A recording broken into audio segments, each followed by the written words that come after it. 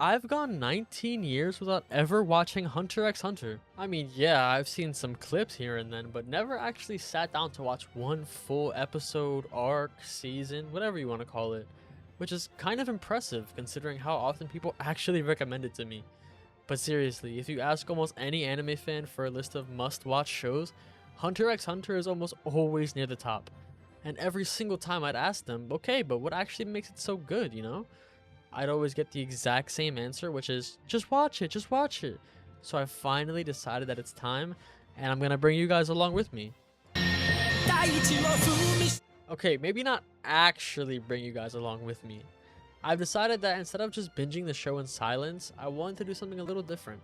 I don't want the series to be a reaction channel where I pause every 30 seconds, and I definitely don't want it to be a scene by scene recap either. Instead, I want this to feel like you guys are rewatching Hunter x Hunter for the very first time, but sort of living vicariously through my eyes. I'm going to pick out different things that I like, that I want to talk about, and just kind of go through my kind of thought process while watching the show. I'm going to be taking notes while I watch, making predictions before I know what's coming, and just overall trying to figure out who's lying, who's hiding something, and probably making some absolutely terrible theories along the way. So without further ado, let's finally see what all the hype is about. Okay, so going into this, I honestly thought I knew exactly what Hunter x Hunter was. You know, strong kid with a big dream, does some pretty cool fights, but then eventually gets some crazy power system. Pretty standard shonen stuff, right? Absolutely not, because 2 episodes in, I'm not even sure I know what a hunter is. But like, actually, are they bounty hunters, explorers, government agents, mercenaries, or even superheroes? Whatever the case is, apparently being one is important enough for Gon's dad to literally leave his family behind. But somehow, he looks up to that and goes, yeah, I actually really want to do that too. Like, what? How could you even think that? I mean, I guess this is just where this anime is going so far, I don't know.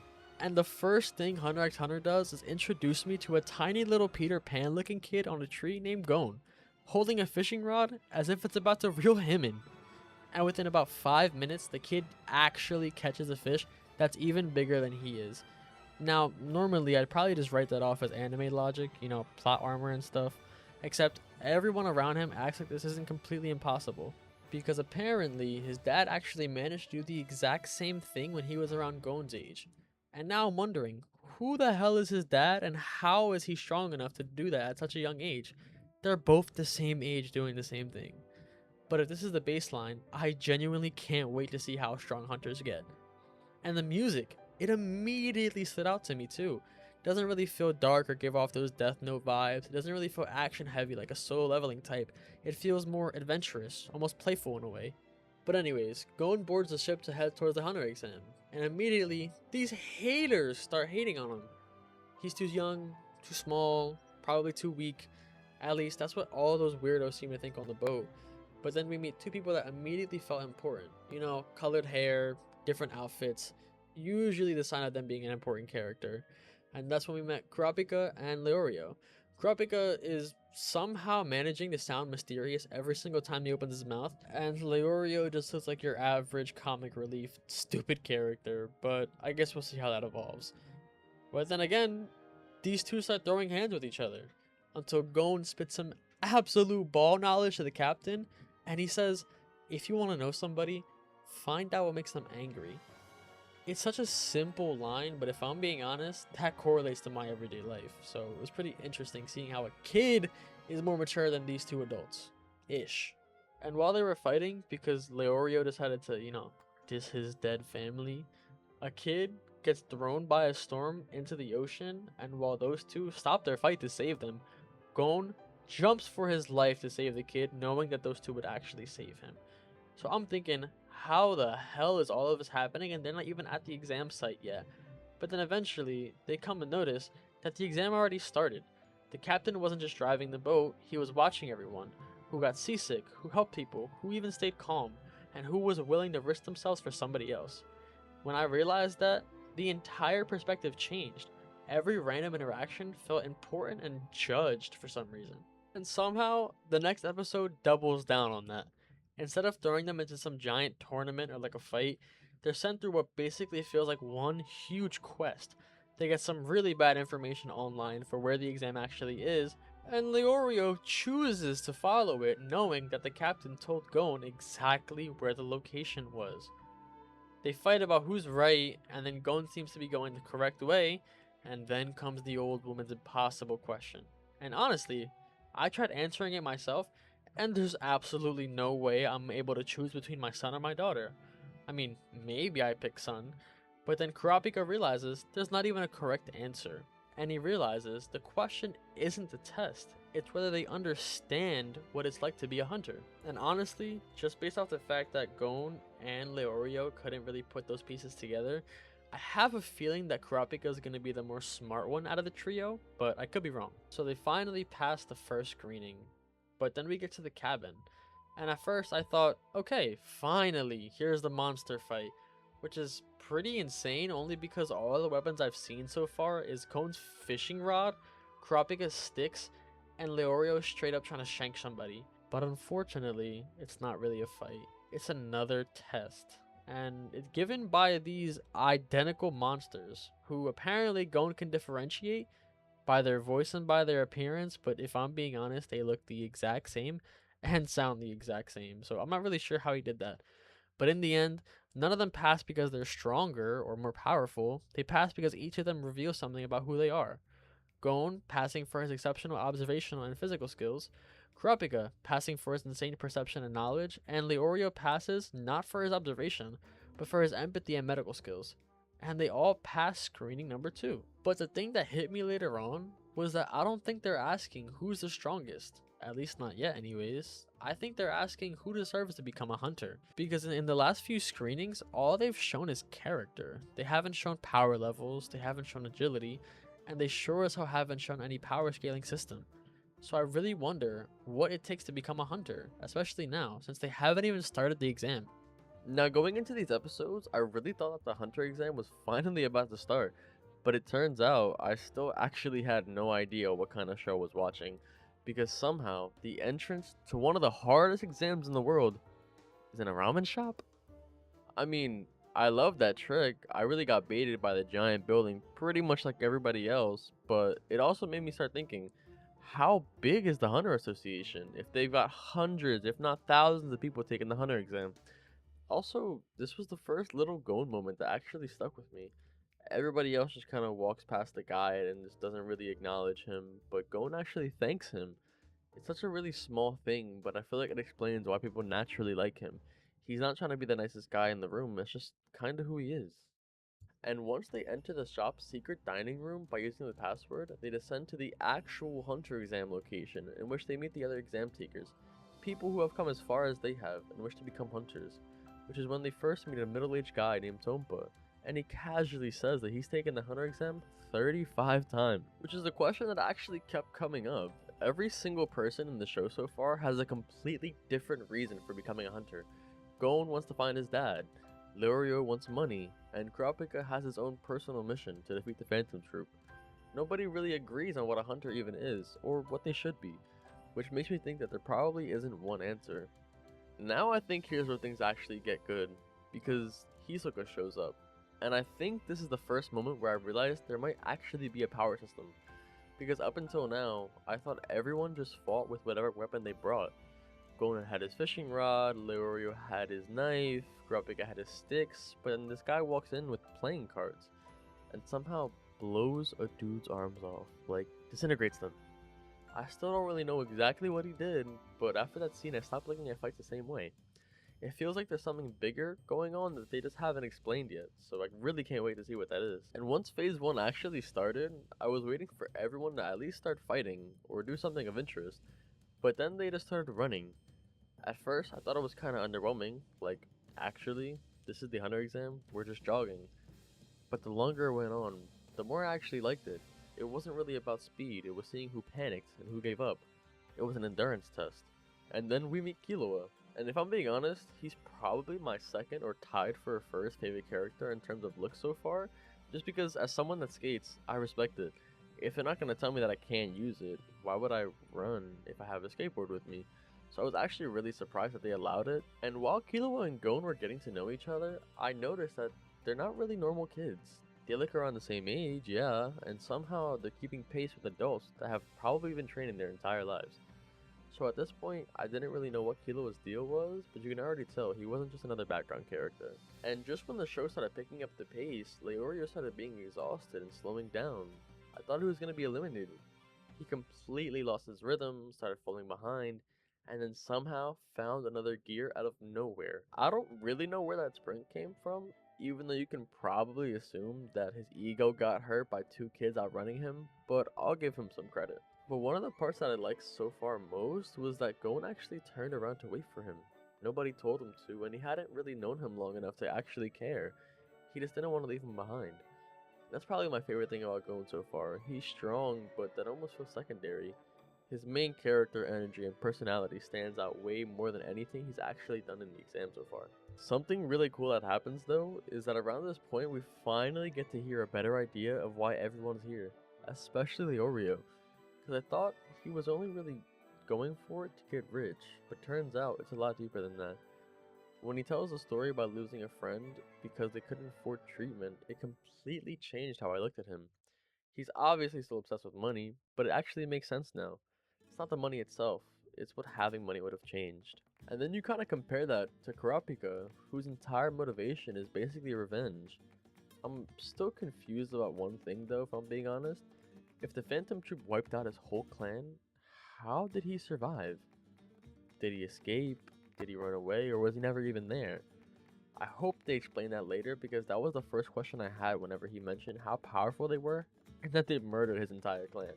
Then Gon talks about his father, and honestly, I don't really know how to feel about Jean. Everyone keeps saying and talking about him like he's this legendary hunter, but from Gon's perspective, he wasn't even there.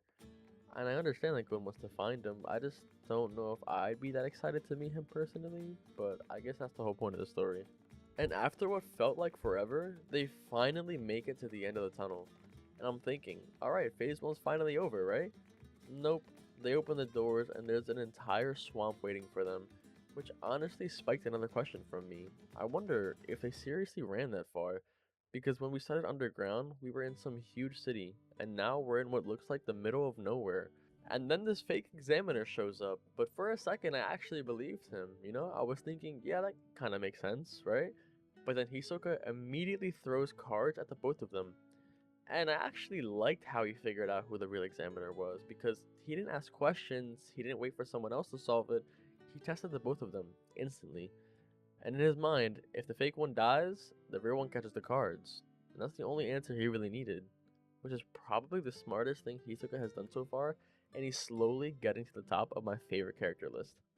Once they got into the wetlands, I think this is when the Hunter exam finally stopped feeling like a competition and started feeling like survival.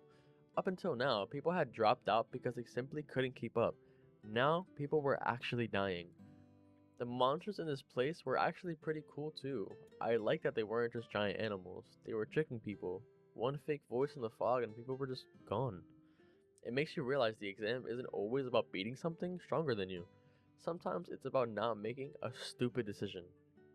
Then Hisoka gets jumped by a whole bunch of applicants, and honestly, I don't really know what they were thinking, mostly because every time somebody challenges this guy, it goes exactly how you'd expect.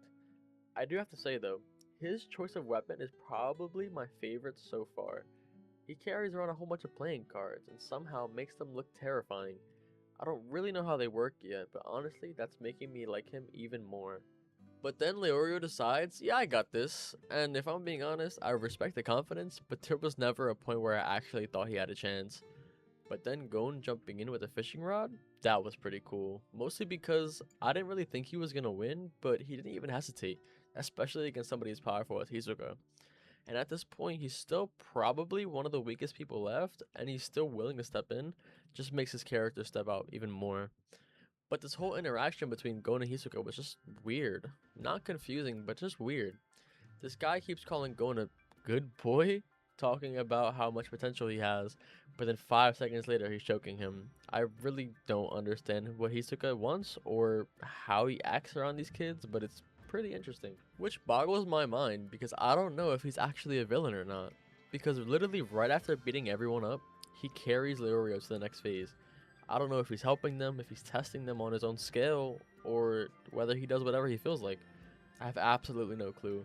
And by the time they finished phase 1, there were only 50 people left, which is insane when you think about where they started. Half of the people didn't lose, they just couldn't survive the hunter exam. And that was part 1 of the hunter exams. I honestly had a lot of fun making this, and if you enjoyed watching it, please let me know what you thought down in the comments. Since this is my first time making content like this, your feedback really helps me figure out what to improve on and where to take the series next. If you want to follow along as I experience Hunter x Hunter for the first time, make sure to like the video and subscribe so you don't miss the next part. And one last thing, please don't spoil anything. I'm actually way too invested at this point, and I love to experience the story the same way you all did for the first time. Alright, I'll catch you guys in the next one. Bye bye. What's up everyone, and welcome back to my blind review of Hunter x Hunter. I had a lot of fun making part 1, and judging by all the comments, it seems like you guys really enjoyed it too. So here's part 2. But before we jump in, I just wanted to say thank you for all the love and support on the first video. I also really appreciate everyone correcting me on how to pronounce Hunter Hunter, and trust me, I won't be making that mistake again. So if you've really been enjoying the series, don't forget to like, comment, and subscribe. It really helps out the channel and lets me know that you guys want to keep seeing these kinds of videos. But alright, enough talking. Let's get into the actual Hunter exams.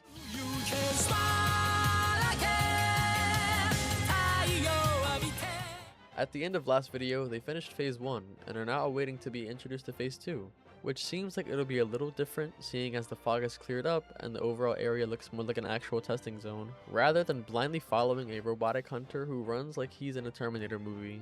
So when they introduced phase 2, believe me, I was shocked to find out that it would be a cooking exam. But honestly, I kinda like the idea of an exam phase to be more artistic and less battle centric, mostly because as I mentioned previously, I don't think a hunter is as much a set title as it is some sort of self-worth given attribute. So it's exciting to see how becoming a hunter can look drastically different depending on the year of the hunter exam, but also the examiners themselves. But once they explained that Menchi and Buhara are gourmet hunters, it really solidified my theory that being a hunter isn't as concrete as one might think.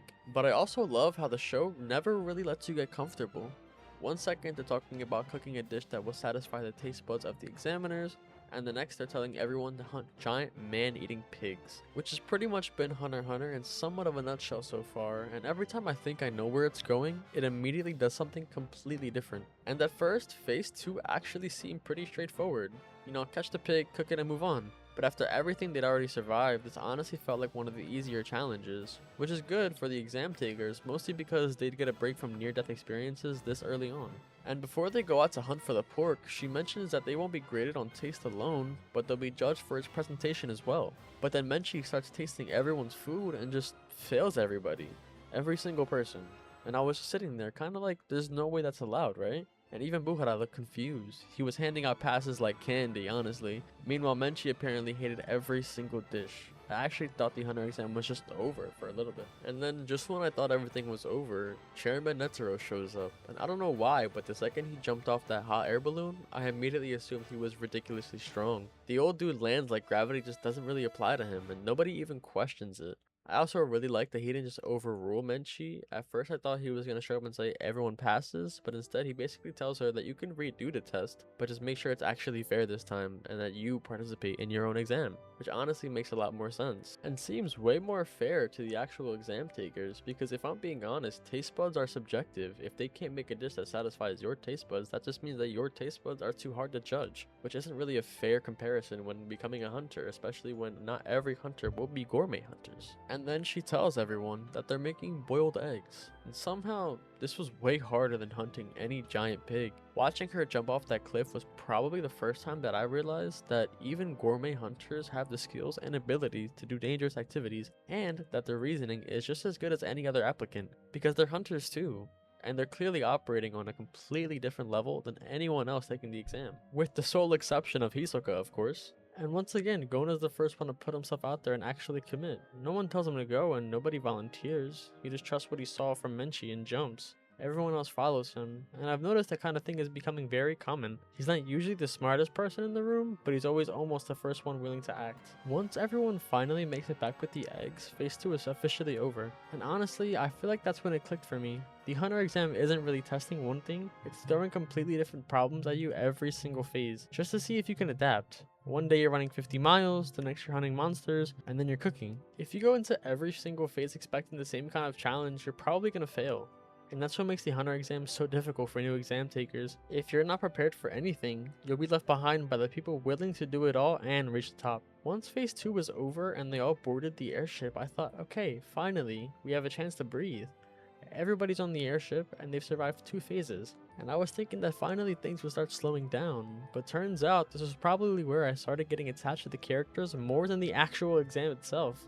But after all that hard work and effort, Tompa is still trying to crush this year's rookies. And at that point, I don't even hate him anymore. He's just committed to the bit, honestly. His entire strategy is basically making sure that the rookies beat themselves before the exam does. It's incredibly cheap, but I kind of respect how dedicated he is to it. This kind of thing really stands out to me because it seems like even small characters who don't feel like they'll be significant later make such an impact, especially this early in the show. What caught my attention more was hearing the examiners talk about the applicants, because they immediately start bringing up the same 3 names. Hisoka, Killua, and the ninja. That was the first real confirmation that some people are just on an entirely different level, and it makes it so much better that those 3 are actually my favorite characters so far. And then Killua casually drops that he comes from a family of assassins, which is probably one of the coolest things that's happened in the show so far, and it honestly explains a lot, because up until now he's been doing things that clearly weren't normal, but I didn't really have an explanation for it. But now I'm realizing that this kid has probably been trained his entire life to be an assassin. What surprised me more though is that he doesn't even really want this life. Usually characters with backgrounds like that are trying to prove themselves, but Killua was doing the exact opposite. He just wants to figure out who he is outside of his family business. And one thing that I can't wait to see is how Killua, with his extremely dark past, interacts in the future with Gon, who seemingly lived a very lighthearted childhood. Does one character's way of thinking rub off on the other? And does Killua turn lighthearted and kind, or does Gon turn into a cold-blooded killer type? When Netero approaches Gon and Killua and challenges them by deciding to play a game, I immediately stood at the edge of my seat thinking that Netero would finally show his power level. However, I was overestimating a bit though, because when he explained the game, it sounded more like a friendly activity, which seemed pretty simple at first. Just take the ball away from him and you're done. But unfortunately not. He's untouchable and barely breaks a sweat doing it. And it was probably the first time I realized just how ridiculous Netero actually is, in which Kilo is fast, but we've already seen that, and Netero barely moves, but he's dodging everything and smiling the entire time, and barely looks like he's trying. Once we realize that he's only using 2 parts of his body, it's actually insane just to see how much he can dodge without ever breaking a sweat. And then when Killua lands a kick, he's somehow the one that got hurt. And that's when I stopped trying to guess how strong Netero was, because he's clearly operating on a completely different level than anybody else we've met so far, and that's even including Hisoka. However, Gon approaches it completely differently though. He's obviously not as skilled as Killua, and he knows that. So instead of trying to outfight Netero, he starts looking for little openings, in which I actually really like that. Mostly because it fits his character way better than suddenly making him ridiculously overpowered, kinda like in other anime. But what's crazy is that even after they team up, they still can't touch the ball. And then Netero casually mentions to them that he's barely been using his right arm the entire time, which is terrifying. One thing that I keep noticing with Gon though is how much fun he's having. Even when he strikes and misses horribly, he still has a huge smile on his face. Especially when everyone else is thinking about passing the exam, Gon just seems happy to be there. He's treating this like the greatest adventure of his lifetime, and I think that's what separates him from everyone else. One thing that I have to add in there though is that even though Gon exuberates this main character energy, I actually don't like him as the character whose storyline that we follow. If I'm being honest, I feel as though Killua's storyline is much more well-rounded as a concept, and less of just following a character laugh and goof his way off to conquer his dreams, sort of like Luffy from One Piece. Meanwhile, when Killua rage quits the game, he goes out into the common room, and 2 people try to bother him and he just kills them. That really shows how different of a character Killua is compared to Gon, who's more lighthearted, and that's why I really enjoy him more. And after that, we finally got to phase 3. And somehow, this might have been my favorite phase so far if I'm being honest. Mostly because it wasn't just about being stronger than everyone else. Every challenge rewarded a different kind of person, and I think that's where each character finally started standing out and showing their true colors. First of all, somehow, we ended up with Tompa again, which honestly felt like the worst possible teammate and outcome, mostly because since this entire anime started, he's been trolling our main characters, and at this point, I already knew he wasn't going to be helpful to anybody.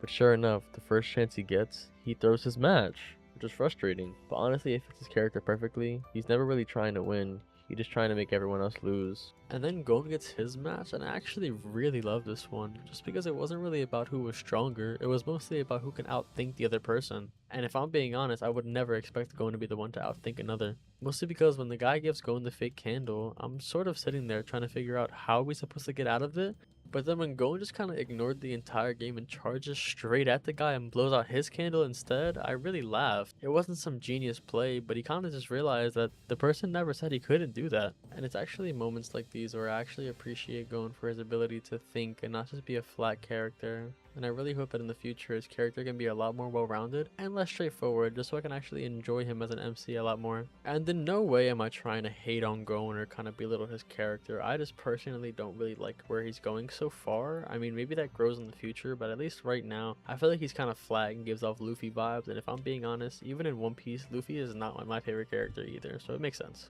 But then Kurapika's fight completely changed the mood of the episode so far, and mostly because you finally got to see the manifestation of his hate for the Phantom Troop. And pretty much the exact second that spider tattoo came up, you can tell that this wasn't just another challenge anymore. Seeing his eyes turn that scarlet red was really cool, but it also raised another question from me. I wonder if the eyes are actually giving him more power, or is it just because he's fighting with pure emotion? I really don't know so far, and I can't wait to find that out. And even after we saw somewhat of what Kurapika can do, I thought it was pretty funny, mostly because after all that, the guy wasn't even a real Phantom Troop member, and he basically got exposed as a fraud. And when the show casually cuts away and Hisoka's out there fighting an actual hunter, I wasn't really expecting that at all. Mostly because it honestly answered a question that I had in the back of my head. Because the fact that he can kill someone who's already a hunter really makes me wonder how big the gap is between hunters. Because if he's already this strong, then how strong is someone like Netero? Or maybe what is the gap between someone like Netero, Jing, and Hisoka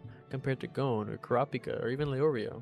And speaking of Leorio, this guy cannot catch a break, man. Somehow he turns a completely winnable situation into a 50-hour penalty. I'm pretty sure every phase he finds a new way to make things harder for himself and the entire group, seeing as they have a limited time to escape Trick Tower. And then Killua gets matched up, and I honestly thought finally we get to see what this kid can do, you know, coming from a family of assassins and all. But then he rips out the guy's heart, and I wasn't really expecting that. He wraps it up and hands it back to him and walks away before the guy even realized that he's dead. And if I'm being honest, that makes it the craziest moment of the exam so far. It also completely changed how I actually look at Killua, because up until now he seemed like a really talented kid, but now it's honestly obvious that he was genuinely trained to kill, and honestly it's pretty sad. And in the back of my mind, all I could really think about is him not even wanting that life. And that's what makes him such a cool character, because he's ridiculously talented, but he's also the one trying the hardest to escape the expectations people have for him. And just when that timer couldn't go any slower, they finally escaped their 50-hour penalty. And of course, when they get to another challenge, Tompa immediately picks the option that makes everything harder. And honestly, again, it's not really surprising. He's just been a horrible human being at this point. But I did like how they solved it. Instead of arguing forever, they just broke through the wall. It feels like Hunter x Hunter keeps rewarding people for thinking outside of the box instead of blindly following them. And just like that, phase 3 is actually over. And all 5 of them managed to make it out of Trick Tower. And after Trick Tower, they expand the next phase, and once again it's something completely different, because everyone gets a randomly assigned applicant, and that's your target. If you steal their badge, you're already halfway to passing. Your own badge is worth 3 points, your target's is 3, and everyone else is only worth 1. So technically you don't even have to really beat your target, which pretty much means that there's a few combination of things you can try to pass phase 4. And that's actually where I'll end this part of my Hunter x Hunter blind review. I'm really excited to dive into the final 2 phases of the Hunter exams. It feels like everything we've seen so far has slowly been building up to this, and honestly, I want to take my time with it instead of rushing through the ending. So if you enjoyed this video, please let me know down in the comments, and don't forget to like and subscribe. It really helps out the channel, and then it lets me know that you guys want to see more content like this. So I'll see you guys all in the next part, and bye guys! Hello everyone, and welcome back to my blind review of Hunter x Hunter. First off, thank you guys so much for all the support on the last couple of videos. I've had so much fun reading through your comments and seeing your support and feedback. I also wanted to mention something really quickly. I'm currently looking for an artist to help create an original character for the channel. I'd also love to move away from AI artwork and build something that actually represents this channel. So if you're interested or know someone who might be, please feel free to reach out to me over on X, and my ad is Articus. And also, that's how you say my name if you guys were wondering. Also, if you haven't seen parts 1 and 2 yet, I'd highly recommend checking those out first, as this is a direct continuation of the Hunter exams, so it would make a lot more sense if you've been following along. And lastly, if you guys aren't subscribed, be sure to do so, because I've actually noticed that almost 95% of you you guys aren't subscribed, so definitely be sure to hit that subscribe button so you can actually be notified of any new uploads and to also just keep track with the series. But alright, that's enough yapping, so let's finally finish the hunter exams. And as I covered last video, phase 4 follows some pretty interesting rules. Everyone randomly gets assigned another applicant, and that's your target. If you steal their badge, you're halfway to passing. And with you and your opponent's badges both being worth 3 points, everyone else's badge is only worth 1. Which means that technically you don't even have to really beat your target, because there's actually a whole bunch of different ways to pass. And this is when I started feeling like Hunter x Hunter was finally heating up. I genuinely enjoy how everyone gets a clean matchup, but also has to watch their back for single point contestants. Some people are hunting and some are hiding, and it feels less like an exam and more like a giant game of survival. And Hisoka being Gon's target genuinely hit me like a rock too. Because if I had to pick one person that I would not want following me, it'd probably be him. And somehow, Gon ends up having to chase him instead. And it sucks that everyone else's reaction says it all on their face. Nobody's really acting like, oh, you'll be fine. They're pretty much thinking that, yeah, he might die. I also really loved how Gon uses his affinity for animals. Watching birds hunt and trying to figure out the perfect timing, but then applying it to his own plan is definitely a Gon solution. He's not really trying to overpower Hisoka, he's just trying to outpatient him. But unfortunately, Hisoka doesn't really look worried about it. I feel like he's just walking around the island like nobody can touch him, which is probably not far from the truth. But then Gon gets to see what happens when somebody actually does challenge Hisoka, and that pretty much confirmed what I was already thinking. Fighting Hisoka is just not an option. And at this point, you really start thinking about if Gon can actually beat Hisoka.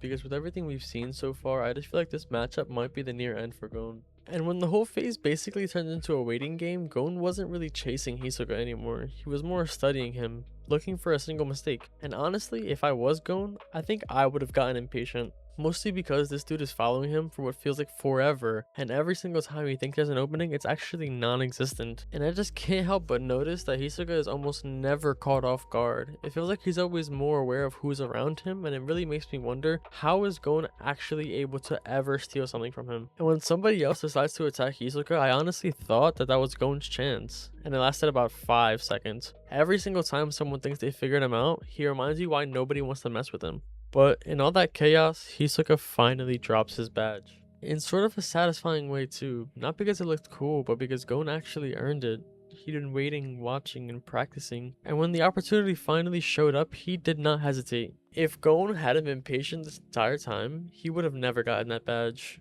But then immediately everything goes wrong, because the second Hisoka looks over, my first thought was that he was probably gonna die. And I actually respected Gon here. He knows he's completely outmatched, but instead of running away, he at least tries to earn the badge from him.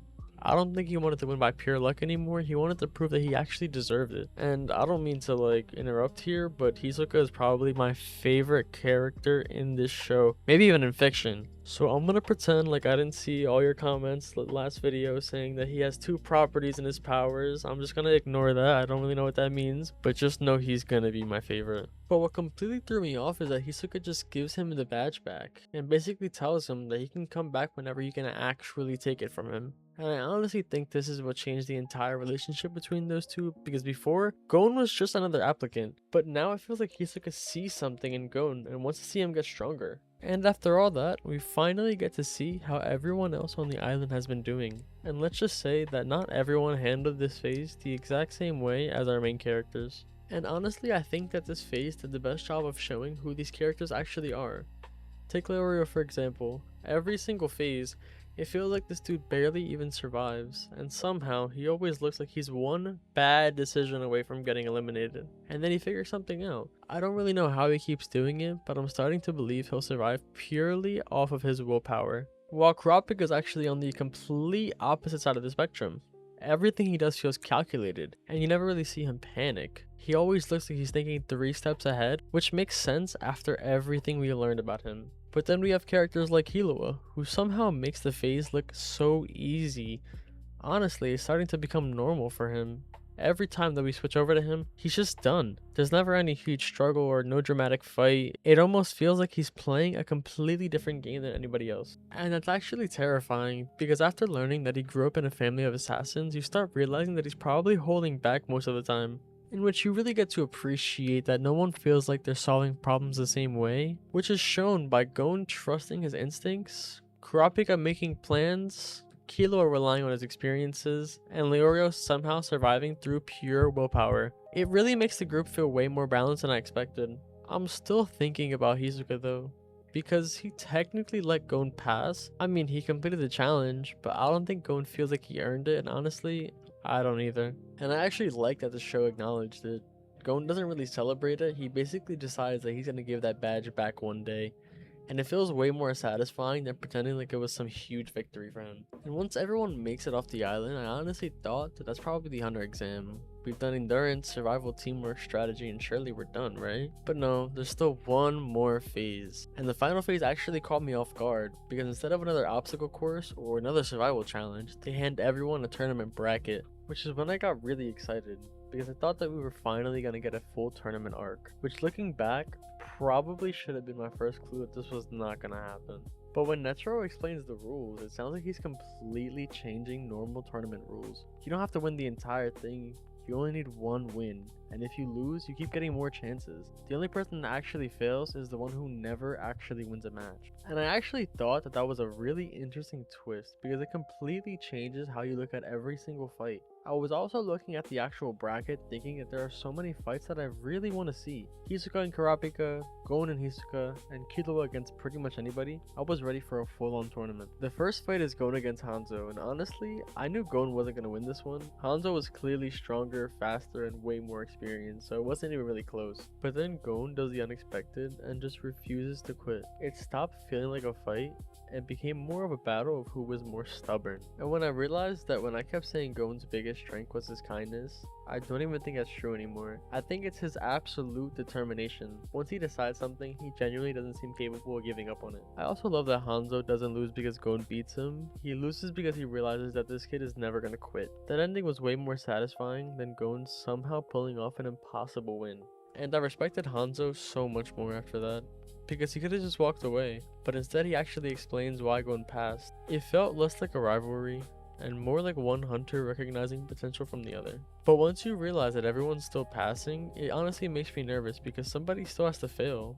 I need to see who goes home or who dies. Then we got introduced to Illumi, and from the second he showed up, something felt extremely off. The way Killua reacted immediately caught my attention because this confident kid that we've been watching the entire exam suddenly looks uncomfortable and almost scared, and that's something that we really hadn't seen before. What I liked about the scene is that it isn't really just a fight, it's more manipulation. Illumi doesn't need to beat Killua physically, because he already knows exactly what to say, to break him down mentally. You can actually see Killua changing as the conversation keeps going. It's like every single piece of confidence he had just disappears. And when Illumi basically told Killua that someone like him can't have friends, it explains so much about his character. He's been trying to leave that life behind this entire time, and now his own brother is just trying to drag him right back into it. And once again, Killua lets loose and kills another contestant. But since we've already seen him kill before, I'm not really that surprised that he would do something like that. I'm just more shocked that he actually went through with it given the nature of the exam phase. But I also have to note that that was his second time killing someone during the Hunter exams.